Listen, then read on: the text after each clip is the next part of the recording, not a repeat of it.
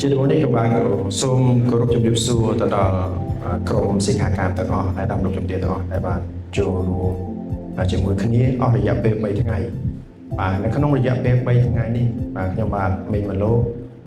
បានទទួលបទពិសោធន៍ថ្មីមួយបាទគឺខ្ញុំរកឃើញថាការងារមុននឹងជោគជ័យមុននឹងធ្វើការងារបានគឺកំណត់នៅលើពេលវេលា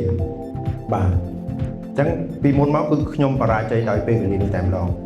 ពេលវេលាគឺយើងឲ្យតម្លៃលើពេលវេលានៅពេលដែលយើងឲ្យតម្លៃពេលវេលាគឺយើងមានភាពជោគជ័យនៅក្នុងការងាររបស់យើងនឹង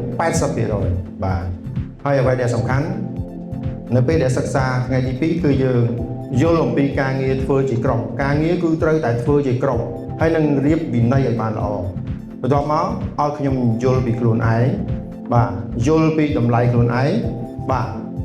នឹងឲ្យខ្ញុំស្គាល់អំពីភាពបរាជ័យខ្ញុំដឹងថាខ្ញុំពីមុនមកខ្ញុំធ្វើអីបរាជ័យហើយនៅពេលដែលខ្ញុំសិក្សា3ថ្ងៃហ្នឹងបន្ទាប់មកខ្ញុំនឹងរៀប plan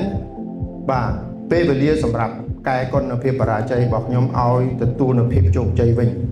ហើយអ្វីដែលសំខាន់គឺខ្ញុំត្រូវតែដាក់គោលដៅបាទពីព្រោះមេរៀនត្រូវតែឲ្យយើងមានគោលបំណងខ្ពស់គោលដៅខ្ពស់ចង់បានប្រាក់ខែចង់បានលុយច្រើនបំផុតបាទអ្វីដែលសំខាន់គឺខ្ញុំអរគុណដល់បណ្ឌិតចនីដែលបានផ្ដល់គីមកខ្ញុំសូមផ្ដាំទៅអ្នកទាំងអស់គ្នានឹងផ្ដាំខ្លួនឯងថាយើងត្រូវតែយកគីនោះទៅចាក់គាត់គ្រាន់ឲ្យមកយើងកាន់នៅដៃប៉ុន្តែយើងត្រូវតែចាក់